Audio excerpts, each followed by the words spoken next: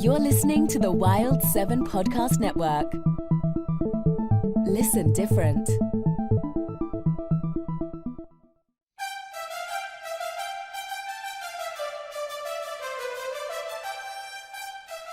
Welcome back to the 75th annual bird mating call competition. Well, it's been one heck of a show so far, hasn't it, Nigel? That's right, Roger. We've seen species after species of birds singing their love songs, as it were. Absolutely gorgeous. Absolutely gorgeous. Yes, now I notice the mourning doves. They haven't paired up yet, have they? The females have been looking rather nonplussed, as it were. Well, they haven't heard the mating call that's gonna do it for them. No, they haven't. I fear the dove may go the way of the dodo. Well, let's hope it doesn't come to that. Here comes another male bachelor, stepping up to the female plate. Let's hear what he has to sing.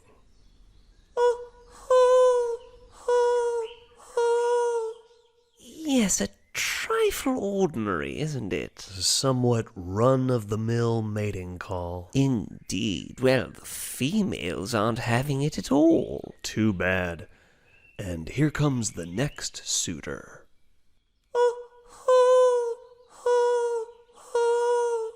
No dice, Dove. I mean, what does he expect? He did the same exact mating call as the last one. One of these guys better sing good or else the girls are going home. And here comes one more. Let's see what he's got.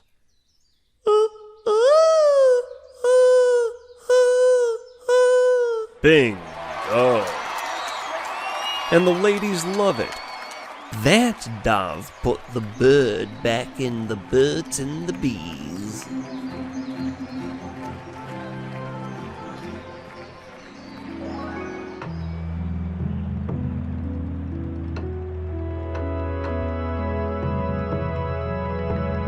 In the words of Alex Rogers. Episode 29. Will the sap snap?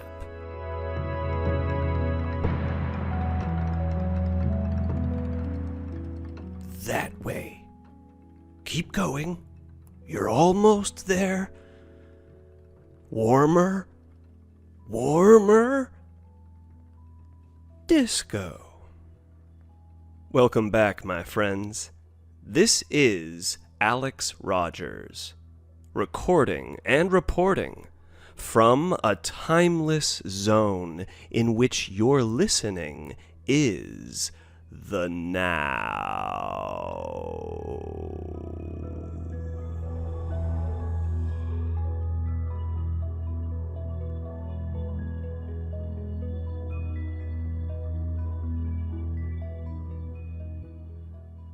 And let's just settle on in and keep it groovy now. I don't want any of you cool cats to get too heated, you hear? You dig? You want to just keep it real smooth. Welcome back, my friends, and I apologize. I do apologize. Your Honor, please extend my humble apologies to the people and the public. Yes, I'm a little late on this episode drop. Some of you might be thinking, oh, well, I never get to it till a month later anyway.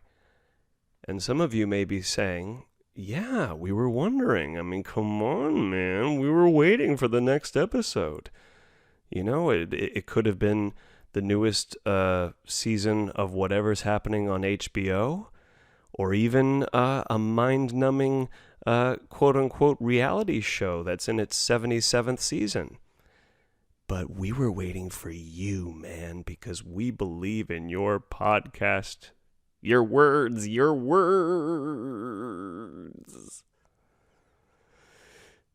Well, the reason I'm late is, well, first of all, I should know better than to record an episode on the day of the drop. But this was a busy week with many little twisty turns and tumbly twos and tiddly tuts and tiddly beep doo. And it was hard to get a lot of things done, including getting an episode done in a timely fashion. Well, then I figured, well, I have a whole day to get it done, and after all, once we get the cold open done, which in my defense, Your Honor, the cold open with those funny little boys that we all had a chuckle or two over, well, that was done in time. But this episode was delayed because, man, I got clobbered this morning with one of my migraines. Now, I'm not sure if I've ever talked about it on the show yet, but they're better nowadays. But throughout my life, I've known a particularly awful form of headache, which really can be called a migraine. I used to get them a lot as a kid, and they were pretty bad. About, I don't know if it was once a week, but I got them enough to be very familiar at a young age of this terrible headache, stomachache combination. And sorry, folks, I think I paused back there because I thought maybe there was just one plane going over, but that sounds like a helicopter. And probably there's some kind of manhunt happening just outside the window. So, we're just going to have to roll with this, folks, because I can't pause every time this helicopter takes a pass over here. This is the LAPD. You're wanted for a mediocre show.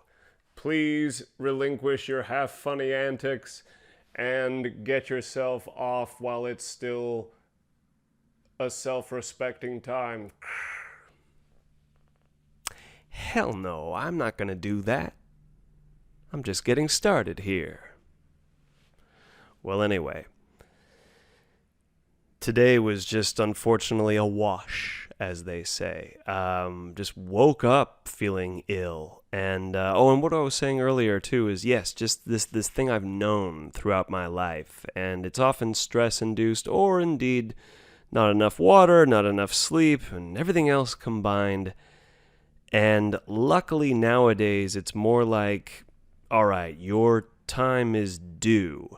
You've been going a couple months now without any headaches, but now it's time to pay the piper. And we got to look that up one day, paying the piper. I'm sure there's a real reason for that.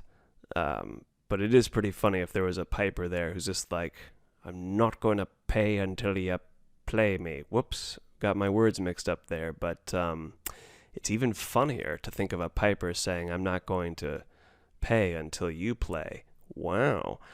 But anyway, this is just a day that was spent in, I tried to get up, and then I had to make a rush for the old, as they say, the porcelain god. Yep, it was that bad. And I will spare you of the details of that, but it was one of those things where I had to kind of heave out everything and hope for the best. And what's funny is you always feel really good after that. After you upchuck all your fucking mess, you feel kind of, wow. About 10-15 minutes go by where you're like, you know what? I think I'll get back to that decathlon. And then whatever was troubling you might start to creep back in, and that certainly is for me. It just, it was bad, man. I couldn't stand up straight. Everything was a chore. I was just like, because it's just, your stomach hurts and your head hurts. I listened to, a really good interview that's been recommended to me for a long time, and I can't believe I didn't hear it sooner, but the Mark Maron interview with Paul Thomas Anderson. Some great laughter and film knowledge dropped throughout that whole interview, and I was sprawled out on the couch with my arm thrown over my eyes because it also just light is so painful when I got this migraine thing. And any movement, I feel like I'm going to throw up again. And, this is the worst part when you feel like you're going to keep on throwing up. What are you going to do? Eat something? Well, that's too hard. All right, take a sip of water. Oof, that's a chore too. All right, just breathe. Oh, does that require like motions in my torso, especially my stomach? Like, the shit really sucks. But the interview was helping me. I just kind of closed my eyes and I listened to that. And eventually, I just had to let myself turn everything off. The interview, the lights, the everything. And just let sleep take over. And it is pretty interesting how if we just let go and drift into the ananda of the Z's, we get into some good self-healing. I can't explain it, and that's the best part, is no one can. It has nothing to do with explanation. The body just patches itself together if you give it a chance. And as long as it's not something too crazy, because at the end of the day, it was just a migraine, but fuck, that shit hurts. I am grateful to say that it does not happen as much, but it almost makes sense that when it happens, it's almost making up for what used to be dues collected far more often. But for those of you out there who may find yourselves, and especially maybe any younger listeners, you're all right. That I can say for me that in my younger years, that was because of a lot of stress and trying to surf a lot of difficult things that are rhythms set before you have a chance to know the beat by those who are walking the earth, who are a little older than you and perhaps not as caring as you would like them to be. We'll leave it at that because I believe enough of you can relate to that notion without getting into specifics. It's so funny. And again, I don't know if you can hear this helicopter or not, but I used to really freak out about helicopters. I don't know. I mean, I smoke a lot of weed, and it's legal in California. It's pretty passé these days, but I think there was a time where I thought, oh shit, they're after me. And not just because of weed smoking. I just, for various reasons or another, I've had this guilt complex throughout my life. So if I hear sirens, if I hear helicopters, there's this part of me that's like, what did I do? Is it me? But you know what's funny? And I'm only going to give a little broad stroke to this one because I want to save the meat of this matter for another time. But I wrote a novella, and the central hero in it is a helicopter pilot. And he has a special kind of helicopter. And funny enough, when I began writing this story, I was getting into the menacing feelings that I felt about a helicopter. And I'm not alone in this. Helicopters can be a little freaky, right? I mean, we know if you've watched Apocalypse Now, there's a lot of PTSD going on with helicopters. And even just being a sensitive, breathing, living creature on planet Earth, that sound can be invasive. I mean, they don't call it a chopper for nothing. That shit is slicing up the air, and it can make you feel a little, unless, of course, you're in the pilot seat and you're going, look at that! Look how those waves part down there! And meanwhile, you're hearing that bum bum ba-dum bum bum bum ba-dum bum bum. Anyway, all that is to say, Apocalypse Now is a fucking great movie, and there isn't enough time to talk about that on this episode, but do get onto that one. We'll get into it another time. However, that does lead us into some film talk, and about I think 2 episodes ago, we were talking about some 4th of July movies, and there was one important aspect to the Jaws talk that I was doing that I forgot to mention. And I'm laughing already because it it directly teases my dear mother. Now, we know my mother. She made an amazing appearance on the show a couple episodes ago for a Mother's Day appearance, and we had a wonderful conversation, and y'all got to know the unique beyond words mama of mine.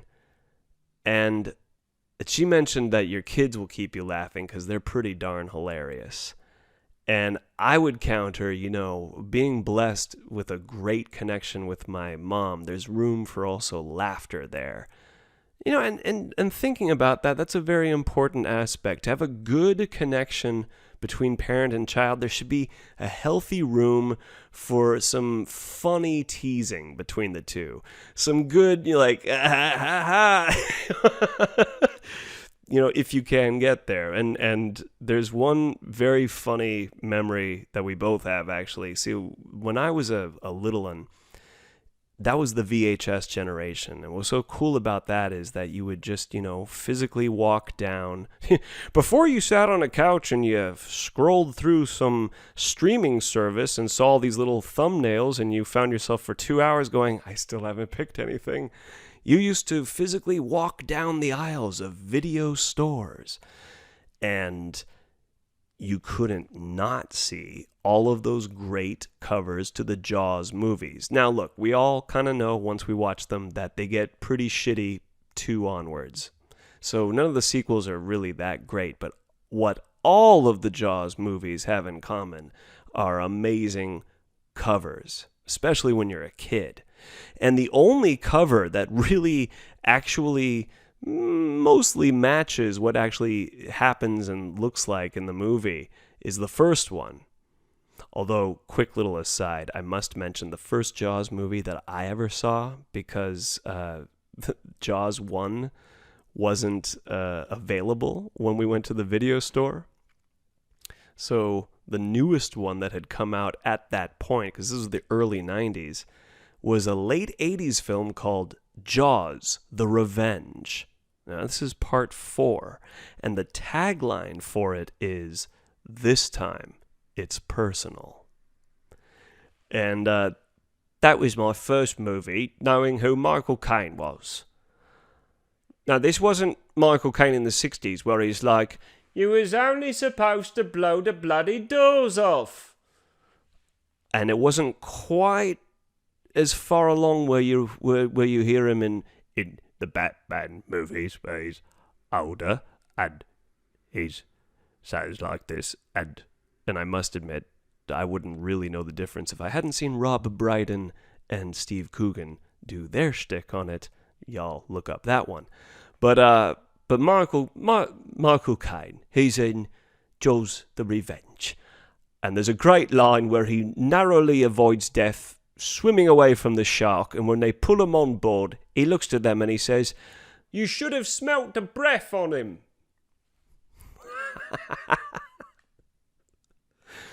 I also heard that some smarmy reviewer went up to him and said, "And have you watched Jaws 4?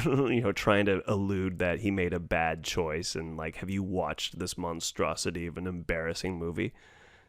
Trying to be all gotcha. To which apparently Michael Caine replied, "No, but I've seen the home that it bought me on an island." Something to that effect. But it is great.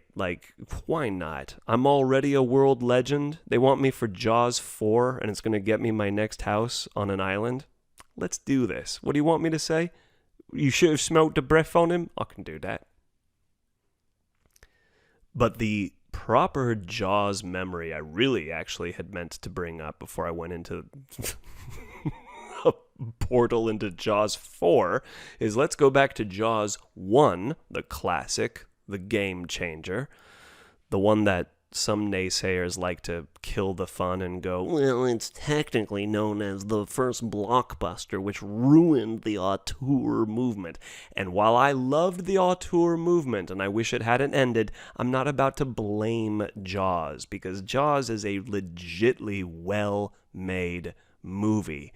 If it happened to become a blockbuster, well, let's blame marketing that made people get too hysterical over it. But by its own merits, by its own play viewing, it's brilliant. And I remember, though, before I could see it, well, first of all, I'm a kid, so probably better that I didn't have access to it until my parents thought, okay, I guess, he can watch this. But the point is, in my time period, there was no YouTube capabilities, nothing that could even allow me to view a sneak peek. I could only go off of descriptions that my parents would give me of various scenes. So there I am, little kid, imagining things because I've seen this cover. Oh my God, there's this giant fuck off shark, as Eddie Izzard would say, a big fuck off shark. Huge thing coming up, and this lady swimming, and you know she's about to become the shark's dinner.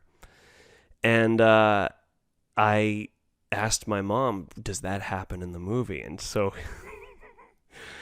my mom says, oh yeah, I saw that movie in 1975. I went on a date and I went to go see that film. And it's really well done. And she's taking me through it. And I'm a little kid. I'm seeing everything she's describing to me. And she says, the thing is, way before you ever see the shark, you only are looking through its vision, its point of view. So you're going under the water and you're going through little kelp forests and over coral reefs. And then you see a pair of legs. And they're just sort of kicking in the water. And then you, as the shark, you start getting closer and closer to just like these silhouette of these legs. And you're getting closer and the music's going dun, dun, dun, dun, dun, dun, dun. And then it just fades to black. Right when you get up to her legs, it just fades to black. Wow. Now, of course, as a kid, that's scary enough. And, you know, even a part of me as that small child, well, I had two thoughts. I remember thinking, well, that's kind of smart that they would get, you know, kind of build up that suspense and then just kind of fade to black and then you just come to the next scene. So it's kind of suggested. But there's even a part of me thinking, well, I would have, you know, wanted to maybe see some of that horror, you know, once you get up to those legs. What happens next? Well, here we finally come to the moment where my parents allow me to watch Jaws. And look, man, you can't blame any parents if it's like, you let your kid watch that? Well, gee, even a parent who knows nothing about Jaws, they have no reason to suspect anything terrible because you look at that back of that box and it says PG. I'm not making this up. That scary ass traumatizing film which made many people never go to the beach ever again, which has scenes of people being eaten alive, is rated PG. Very funny. And you know that's marketing. You know that's like, listen, we're going to get families in here. We're going to make a lot of money off of this shark shit, so let's fucking PG-ify it now. So we finally rent it. I finally get to watch this movie, Jaws. Sure enough, this scene is playing out. This woman's getting into the water. Hell, we've already established in the opening shot that we are that POV, that we are the shark cruising through the water. Here we go. We're going up to her legs, and I'm thinking, okay, but it's probably going to fade to black, as my mother described it. And then, as all of us who know that movie very well, no! There ain't no fade to black. You know what happens? As soon as you get so up close to her legs to where you can bite them, it then cuts to her treading water, and she goes...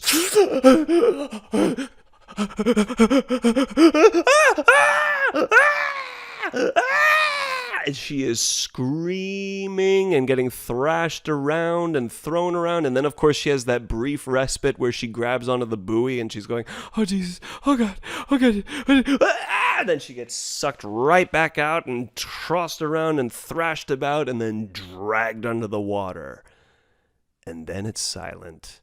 And all we hear is the dong, dong of the buoy or whatever, and just like the water, and then it's a bit of a cross dissolve to the next moment. Point is, no fade to black and a lot more than what my mother described. Oh, and I think I left out one point. I think she did say that before it fades to black, you kind of do hear some screaming. She remembers the screaming part. Now,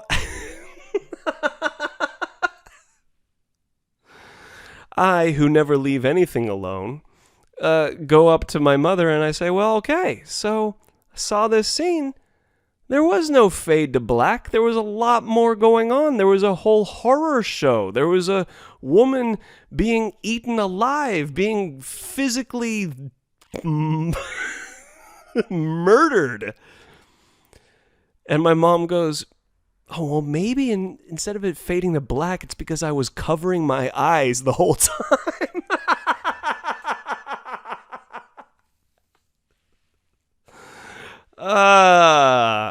I love you, Mom. If you're listening to this, you've been delighting me forever, and that's pure comedy right there. That is comedy.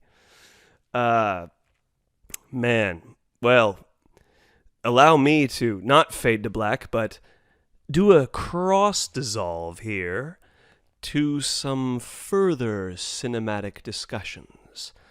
Yeah, man, something about having read Quentin Tarantino's novel of Once Upon a Time in Hollywood just sparked my curiosity to really do a classics deep dive. I told you all in the last episode that, you know, I kind of had a prejudice to anything before shit got cool in the 60s onwards. And I'm loosening up and actually exploring some older movies. Here's the beautiful thing, man. There are so many westerns and film noir. And, you know, I don't really know why we call that genre of film noir. Is it because it's kind of darker, or just kind of it's moodier, or I don't know. But usually that means that there's some detective stuff or crime life stuff going down. And man, there's been some really good discoveries. And aside from those 50s and early 60s examples, there is a discovery I'm making that a lot of movies in the 40s are pretty fucking badass, and they're quite adult. And I'm right now I'm just having this sort of renaissance curiosity about the film noir detective genre. You know how it is, the whole like, it was a sultry night, and I sat in my office thinking, what am I going to do with myself, as I rolled myself a tobacco and or marijuana cigarette. In walked in this broad, this dame, this lady of the hour, this femme fatale who told me, I have a proposition for you. My husband has been seeing another woman, and I believe that this will lead to a bigger plot point. All right, sweetheart, give me the money, and then I'm going to get my ass beaten by a lot of dudes, but I'm also going to keep getting up, and I'm going to keep fighting until I find the truth, which is probably going to be that you were the bad guy the whole time. So there you go. It's that formula. And it's that voice, baby. It starts, for me, you know, I thought to myself, okay, where am I going to start on this? Well, I'm going to start with a title that I saw long ago when I was a teenager, and it's The Maltese Falcon. John Huston directed, Humphrey Bogart. And dude, you know what first of all, that movie is great. Excellent dialogue. Really well made. And when you get older, like when you get into your 30s, the way I am now, and you kind of start to notice some things that you didn't notice before, and there's something I'm really digging about the cinema that I've been watching here from the 40s. They treat their presumably adult audiences like adults. Very few things are being spoon-fed or overly explained to you in these movies. And, for example, there are clearly, like Peter Lorre and Sidney Greenstreet, they're clearly gay. And their characteristics and just sort of their viewpoint, and there's no mention of it. There's no, pointing it out in some line to have to explain to the dummy in the far row, like, well, what's going on? No, it's just, you get it. You're like, oh, okay. There are moments where you see Humphrey Bogart just kind of checking out the lady who is of interest in the movie. And she's pacing his office, and you just kind of see his eyes dart up and down, just kind of checking her out. There's no close-up on his face. There's no close-up on her. There's no close-up on where he's looking on her. You just see an adult man looking at an adult woman, and his eyes just kind of dart up and down. And it's something you would only notice because it's there in the picture. So I love that. And another one I watched that was great, The Naked City. I think that title was known a little more popularly for the series that happened thereafter, but The Naked City is an amazing police procedural. And I love these early 40s police procedurals. For example, one of the absolute best is Akira Kurosawa's Stray Dog.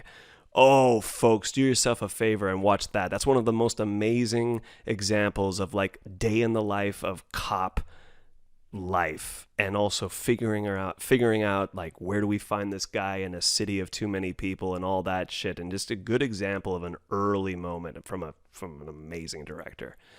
But this movie, The Naked City, it had a kind of similar feel, and this one was great because also it had this voiceover who I found out was the producer. And they did this really great way of sort of establishing scenes without having to watch all the nuance of every moment. So, for example, there's a part where it's soaring over the city, and you're hearing the voice say, like, "This is the naked city, New York.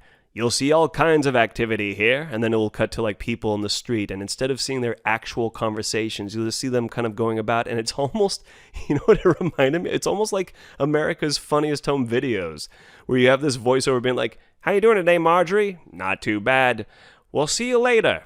That's if I don't see you first." You know, just like, and you're seeing daily life, even when you see some of the police detectives in between moments where they're kind of asking people, and it's like, "Have you seen this picture, ma'am? Have you seen the man in this picture?" Is that, God, what am I trying to say here? "Have you seen the man in this picture, ma'am?" Boy, that's a hard one. I wouldn't say that if I were a cop. I'd be like, "Hey, can I say something with fewer tongue twisters? You know, I'm trying to get a job done here." But really cool, and this awesome Irish cop main character. He's this man who sort of sounded like this, and he's fixing every moment very carefully, and he's considering every possible activity, and he's got a great sense of humour as well. And he likes his younger assistant. He even says, "I like the boy. He's making the same mistakes I did when I was his age." It's a cool kind of buddy cop dynamic between this old, hardened, seasoned cop and this kind of gee whiz, you know, coming up in the ranks cop who of course on this day, and this we know this trope, the younger guy in this movie, this is the day where he sees the shit, and he's going to go from kind of fresh-faced cop to his first real notch on his gun, you know. So that was awesome. And then I think one of the reasons I woke up with a terrible migraine today is because I had such little sleep. But I gotta say, it was kind of worth it, because another good old black and white 1940s, everything that I would have thought, ugh, no, I'm not into that, of a movie that I saw last night that I had no idea was directed by Fritz Lang, legendary German director, sci-fi visionary, everything. Well, he did this really cool adult tale, and I mean that the way adult sometimes is intended when we say that word, meaning strong sexual themes. But it was a fantastic movie I knew nothing about, called Scarlet Street. And it starred Edward G. Robinson. Now, even you kiddos out there know who Edward G. Robinson is, because we've all known this voice. "Nah, see? I got something to tell you, see? And I ain't gonna take any more of your nonsense here, see? So put 'em up or I'll plug you full of lead, see?" That guy, with the lips curled back and saying, "See?" And by the way, I don't know if he's actually ever really said those words. It's kind of like, they're like back to Michael Caine. For some reason, people give him this quote, which he never said, but it would have been so funny. He was in this movie Zulu, where it's, you know, a bunch of European dorks getting their asses kicked for a minute by these awesome Zulu warriors. You kind of wish it kept going that way, but of course it obligatorily has and then the brave colonists won the day. But Michael Caine apparently has a line, and I waited for it, and he never says it where he goes, "Don't you throw them bloody spears at me." And he never said that. So I don't know if Edward G. Robinson ever really has said, "Nah, see?" But that's the guy we attribute that sound to. Well, in this movie, Scarlet Street, he isn't that dude. He's not like a wisecracking gangster. He's actually kind of a bought and sold simp. He's the sap, as I'm learning this term. He's the guy who's going to fall for the dame and get kind of, dragged around by her. But here's the most important thing that I want to make clear here, folks.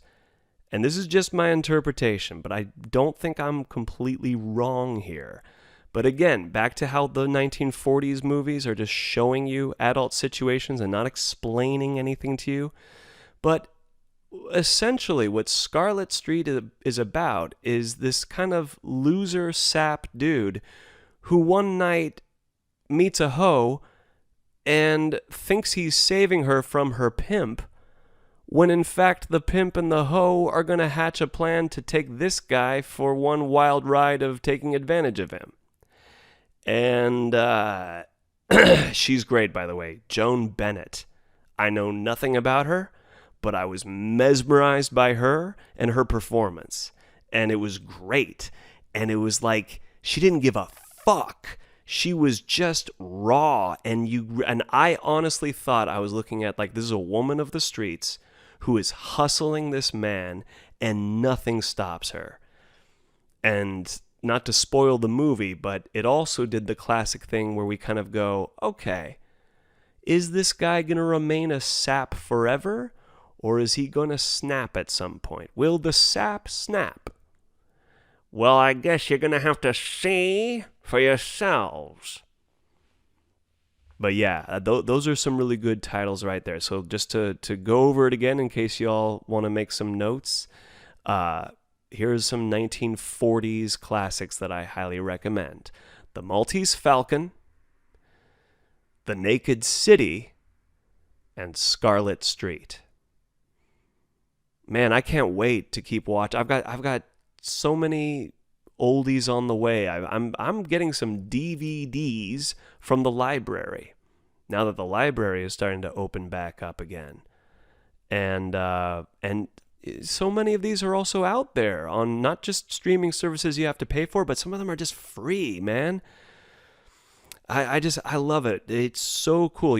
Talking to good old Mr. Nas Red, he brought up something. He said you hit a cinematic ceiling after a while, where you kind of have exhausted one avenue of cinema, and then suddenly a portal opens up and you deep dive into some shit that you either kind of knew about or even saw, but now you're seeing it with new eyes. So I'm looking forward to that. I hope during this next week, no matter what challenges or hardships are facing you, that you can still get into that good little wonder of exploring some stories that delight you and that maybe come from a time and a place and a form that you weren't so hot about before. That in fact maybe is sparking some little lights that have been waiting to glow till this very moment. I'll talk to you all again real soon. In the in between, thank you for your time. Thank you for your rhyme.